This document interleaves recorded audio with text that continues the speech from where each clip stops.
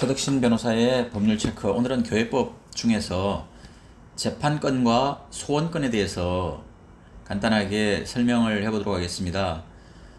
교회법에서 문제가 되는 그 가처분 사건이라든지 본안 소송을 할 때 이 재판부, 특히 판사님들을 설득하기가 참 어려운 내용 중에 하나가 이 재판권과 소원권에 관한 내용입니다. 대한예수교 장로회 합동교단 헌법에서 규정하고 있는 재판권과 소원권에 대해서 국한에서 한번 살펴보도록 하겠습니다.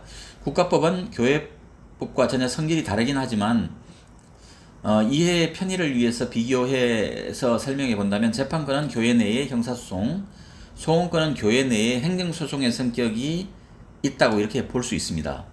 성경과 법을 위반하여 범법함으로써 고소자가 소송을 제기하는 것을 재판권이라고 하고 어떤 처벌을 해달라는 것이죠.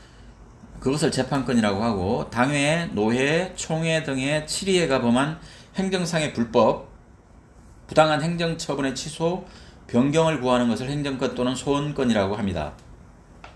먼저 재판권과 소원권의 대상을 보면 재판의 대상은 범죄 행위며 이 행위는 총회헌법 권증 1장 3조에서 규정합니다. 3조는 교인, 직원, 치료회를 불문하고 교훈과 심술과 행위가 성경에 위반되는 것이거나 다른 사람으로 범죄하게 한 것이거나 덕을 세움에 방해가 되게 하는 것, 이것이 범죄다라고 규정합니다. 이에 반해서 소원의 대상은 소속 치리회의 행정사건, 재판국 결정에서 재판 절차 사건, 재판에 대한 절차 사건 등에 관한 것입니다. 여기서 행정사건이라는 것은 책임을 이행하지 아니하는 관할회의 책임 이행을 구하거나 위법한 행동이나 결정에 대한 합법적인 변경을 구하는 것도 포함됩니다. 또 관할 치리회로 하여금 결정의 촉구 및 그 취소나 변경 등 처결을 바로잡아 달라고 구하는 사건도 소원의 대상이 됩니다. 또한 소원은 동등한 치리회 간에도 가능합니다. 치리회 간의 소송은 상대 치리회를 권징으로 처벌하려는 소송이 아니고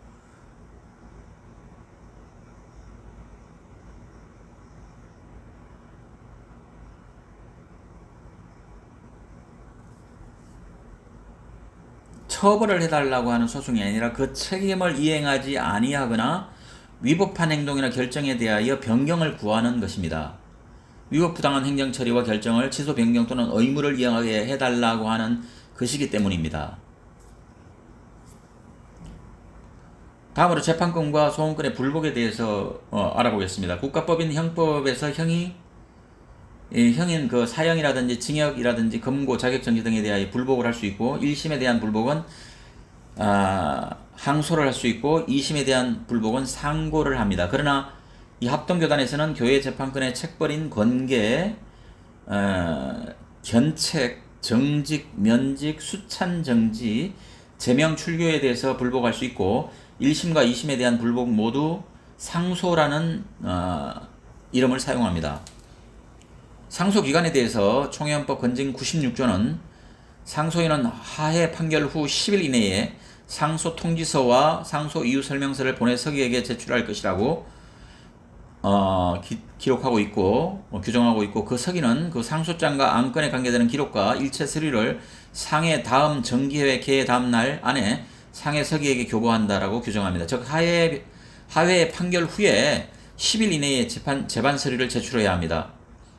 즉 하급심 판결이 있으면 판결 선고 후 10일 이내에 재반 서류를 제출해야 합니다. 반면에 소원권은 재판권의 책벌을 제외한 치리회의 행정처분이나 결정에 대하여 취소 변경해달라고 차상급회의에 제기하는 것인데요.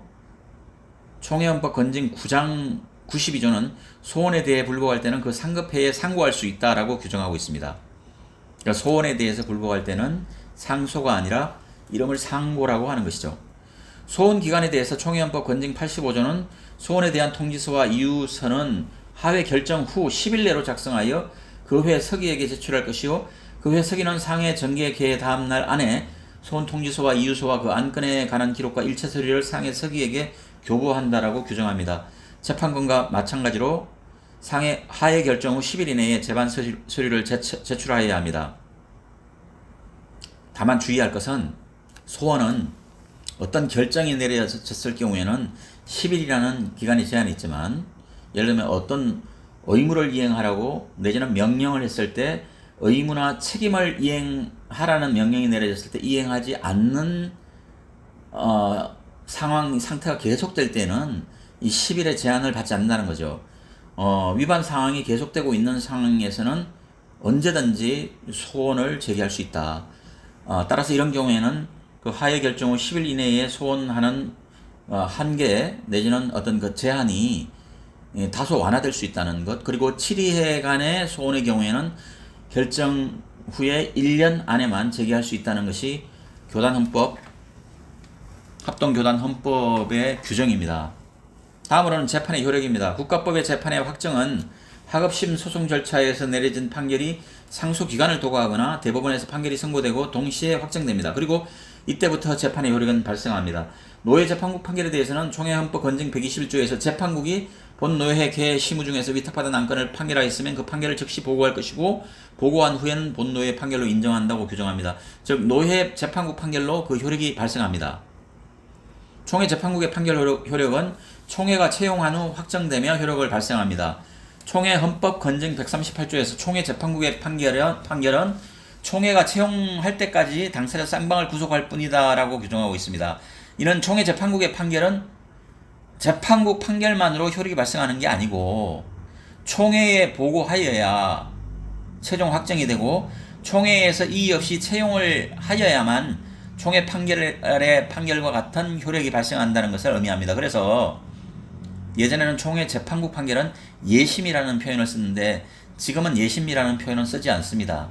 다만 이 교회법을 잘 모르시는 처음 접하시는 분들은 총회 재판국 판결과 총회의 판결이 어떻게 다른지를 잘 이해하지 못하시는 분이 있는데 총회 재판국의 판결은 보통은 총회가 열리기 한 달 전쯤까지 재판국 판결이 보통은 선고가 됩니다.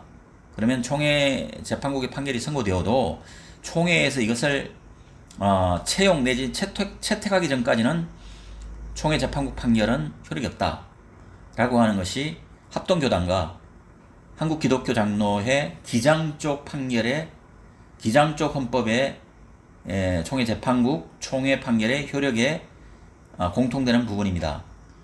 반면에 다른 교단의 경우에는 총회 재판국 판결만으로 효력이 발생하고 총회에 보고해서 총회에서 취소하는 경우에는 소급해서 취소가 되는 것으로 그렇게 또 규정되어 있는 그 헌법도 있다는 점 말씀드립니다. 이상입니다.